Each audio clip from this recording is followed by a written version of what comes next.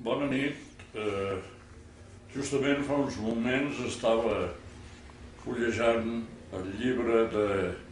editat amb motiu del centenari de l'Orfeó Català de Mèxic i m'ha fet pensar en què no hi ha tantes institucions en el món que puguin penjar-se la medalla de centenàries. La nostra va cap al segon centenari i, per tant, ha anat acumulant a través d'aquests 100 i escaig d'anys una quantitat d'informació que crec que pels estudis futurs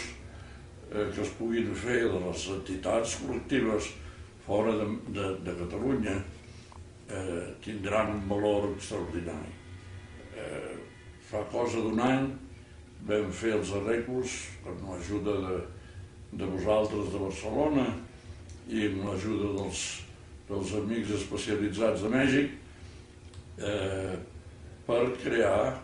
un arxiu organitzat i ben modern i protegit de tota la informació disponible, dispersa o no dispersa, ben arxivada fins a aquell moment de manera rutinària, i es va començar a treballar amb molta eficiència, es van disposar dels espais necessaris i dels equips necessaris i vam comptar amb la col·laboració de gent magnífica que han fet un treball, pel meu gust, d'amateur en la matèria, pel meu gust, un treball excel·lent. Això arriba a determinada data,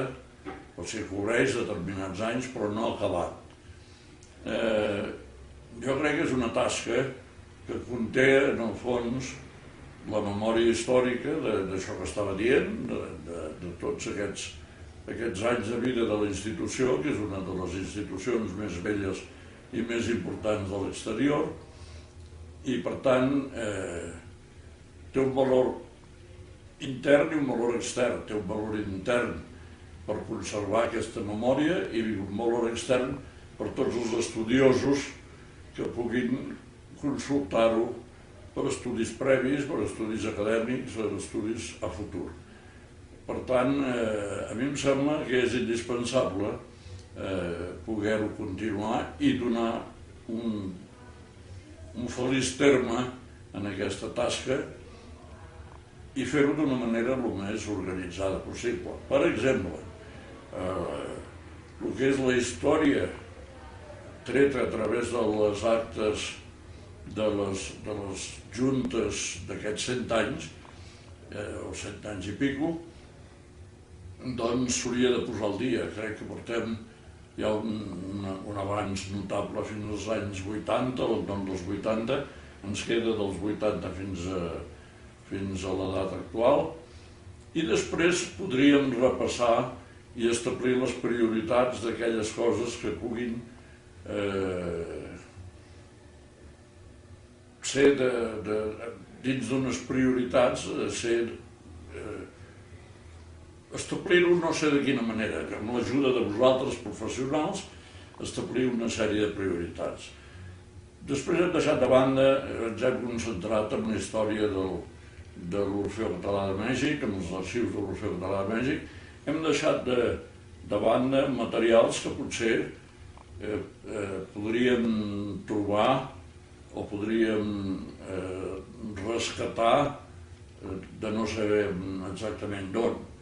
Però, per exemple, hi ha una institució com la immobiliària Casa Catalana,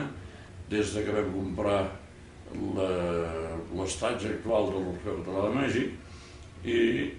això ho podríem també documentar-ho adequadament, però penso en altres coses que a la millor estan en mans no de l'Orfeó, però en mans de grups com els descendents dels metges catalans, que podríem establir una mica la història de la Borsa del Metge Català, que va ser una institució que va estar vigent durant molt de temps. Podríem, qui sap, no sé si es trobés a la mà, la història de d'una espècie d'institució amb socis addicional a l'Orfeó que cobria els casos d'ajuda social que es pogués fer. Era una espècie de germandat, se'n va dir, germandat catalana. Si trobéssim informació sobre la germandat catalana que estigui en mans disperses de socis, també valdria la pena d'incloure-ho. Aleshores, això només són idees esparses, però que crec que valdria la pena de considerar i veure si això allarga excessivament el treball o és una cosa assequible. Per tant, jo estic definitivament a favor de que puguem reanudar aquesta tasca, de que es pugui fer el més aviat possible, perquè es dona la circumstància de que ara al desembre tindrem assemblea anual, canviem de junta, espero, tindrem l'elecció d'una junta d'un nivell important que pugui obrir una etapa nova en les activitats de la casa i aleshores a mi m'agradaria, em plauria molt com a únic membre pràcticament del Consell Consultiu de la institució que durant el període d'aquesta nova junta directiva, d'aquest nou Consell, es poguessin deixar ben plasmades, ben arxivades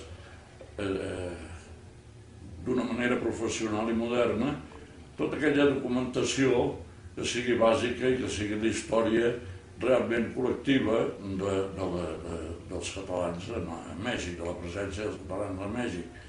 Crec que seria útil, com he dit jo, interna i externament. Per tant, crec que hi hem de donar-hi tota la prioritat i l'empenta necessària perquè això es pugui portar a terme.